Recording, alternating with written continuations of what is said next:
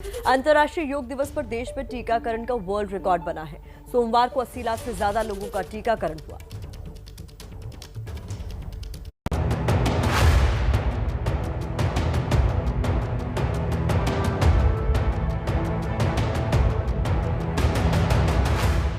Corona महामारी के खिलाफ सोमवार को शुरू हुए महाअभियान के पहले दिन देश की जनता ने बढ़ चढ़कर हिस्सा लिया और नतीजा ये हुआ कि भारत ने टीकाकरण के मामले में नया रिकॉर्ड बना दिया। दिल्ली से लेकर भोपाल और शिमला से लेकर जयपुर, रांची, कटरा तक हर प्रदेश के हर शहर में लोग सोमवार को वैक्सीनेशन सेंटर पहुंचे और टीकाकरण के महाअभियान में शामिल हुए और सोमवार शाम तक टीका लेने वाले लोगों की संख्या 80 लाख के पार पहुंच गई। हालांकि सरकार ने हर दिन 1 करोड़ लोगों के टीकाकरण का टारगेट रखा है। अभी तो जल्दी हो रहा है। अच्छा लग रहा है। सरकार द्वारा ये बहुत ही अच्छा प्रयास किया जा रहा है। पहली डोज है मेरी। अच्छा, घर में सबको टीका हो गया? घर में तो जी सबके टीका हो गया। नहीं, मैंने रजिस्ट्रेशन किया था कोविन ऐप पे। यस कोई दिक्कत या आपको? नो थोड़ा सा टाइम देना ही पड़ता है। It is important. रिकॉर्ड तोड़ वैक्सीनेशन पर पीएम मोदी ने देश को बधाई देते हुए ट्वीट किया, रिकॉर्ड तोड़ टीकाकरण की संख्या खुश करने वाली है। कोविड-19 से लड़ने के लिए वैक्सीन हमारा सबसे मजबूत हथियार बना हुआ है। उन सभी को बधाई जिन्होंने टीका लगाया और सभी फ्रंटलाइन योद्धाओं को बधाई जो ये सुनिश्चित कर रहे हैं कि सभी नागरिकों को टीका लग सके। वैक्सीनेशन के मामले में मध्य प्रदेश नंबर 1 पर रहा, जहां 14 लाख से ज्यादा लोगों को टीका लगाया गया। जितना वैक्सीनेशन हुआ उसमें 20% से ज़्यादा के लिए मध्य प्रदेश ने लगा दी। अगर संपूर्ण वैक्सीनेशन हो गया तो हम कॉलेज खोल सकते हैं, कोचिंग इंस्टीट्यूट खोल सकते हैं। हम टीकों के जो दिन हैं उनमें टीकाकरण करते ही रहेंगे। अधिकतम टीका लगे इसकी कोशिश करेंगे। 1, 2, 3 जुलाई को फिर हम एक महाअभियान चलाएंगे। टीकाकरण के महाअभियान शुरू होने के बाद उम्मीद की जा रही है कि जुलाई के अंत तक देश में लगभग 50 करोड़ डोज लग चुके होंगे। वैक्सीनेशन को लेकर महाअभियान देश भर में जारी है और 18 साल से ऊपर देश के हर नागरिक को जल्दी से जल्दी कोरोना का टीका लग जाए, इसीलिए सरकार टीकाकरण अभियान को और तेज करने की तैयारी में है। देश भर में कोरोना के 28 करोड़ से ज्यादा डोज लगाए जा चुके हैं और रोजाना लाखों की संख्या में लोग टीका लगवा रहे हैं। लेकिन 18 साल से ऊपर के हर नागरिक को टीका लग सके, इसलिए सरकार ने जुलाई से लेकर अगस्त के बीच वैक्सीनेशन अभियान को और रफ्तार देने का टारगेट रखा है। सोमवार को गृह मंत्री अमित शाह ने कहा है कि सरकार इस टारगेट को तेजी से पूरा करेगी। जुलाई और अगस्त में टीके लगाने की रफ्तार को बढ़ाने का भी आयोजन भारत सरकार ने किया है।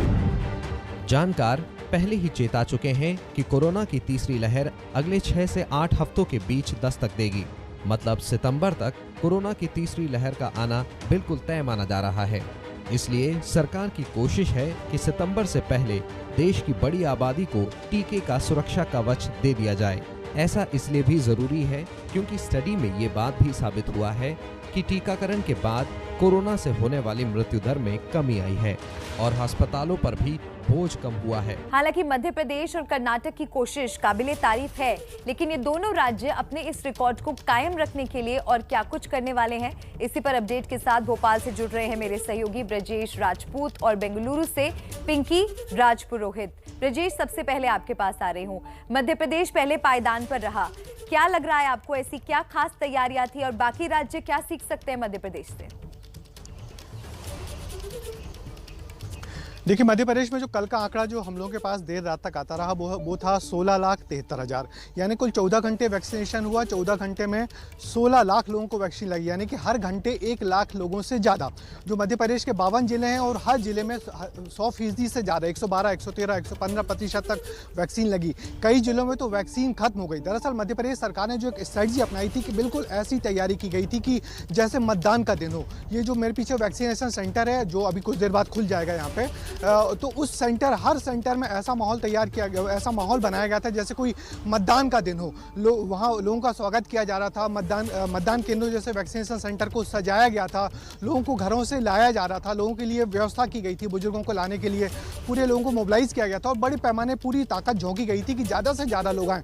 तो शुरुआत में तो थोड़ा रुझान धीरा रहा, मगर शाम होते होते जिस तरीके से गति बढ़ी इसकी, तो निश्चित ही सारे आंकड़े टूट गए। हम इंदौर की बात करें तो इंदौर वो शहर है जहां एक दिन में 2 लाख से ज़्यादा टीका लग गया, यानी कि पूरे आगे पीछे के सारे रिकॉर्ड तोड़ दिए। मध्य प्रदेश के जो चारों बड़े महानगर हैं, चारों बड़े महानगरों ने, हम भोपाल की बात करें तो भोपाल में सिर्फ 1 लाख लोगों का लक्ष्य था, मगर भोपाल में हम 1.5 लाख लोगों ने वैक्सीनेशन लगवाया। इंदौर, ग्वालियर, जबलपुर, सभी शहरों में जो जो लक्ष्य था उससे ज़्यादा किया।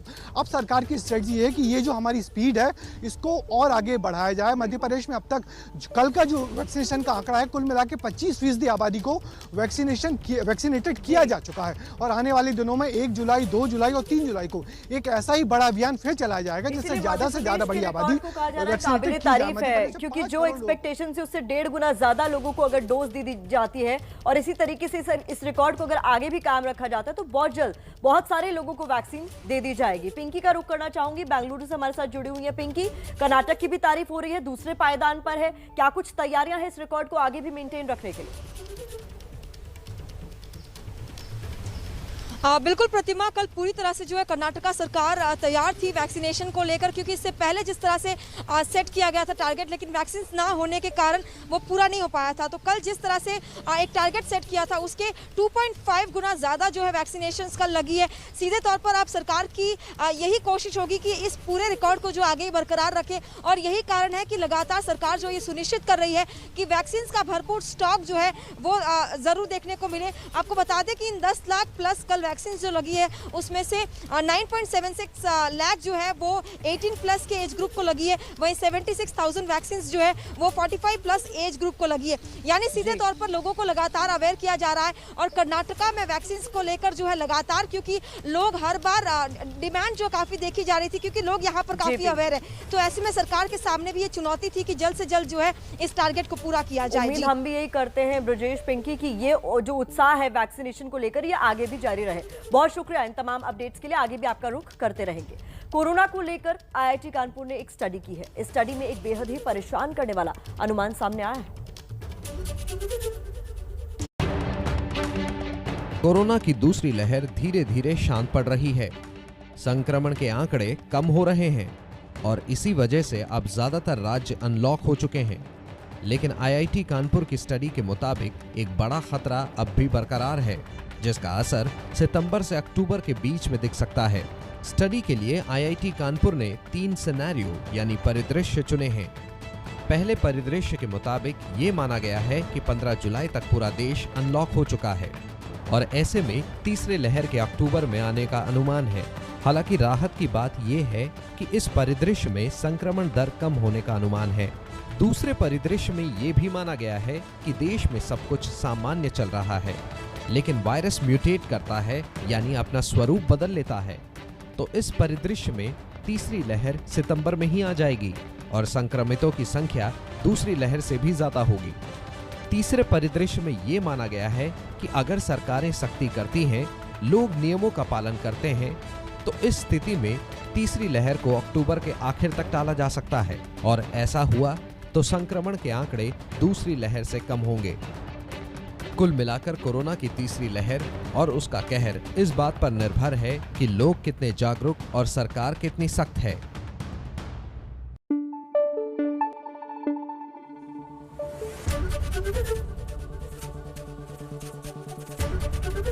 एबीपी न्यूज आपको रखे आगे।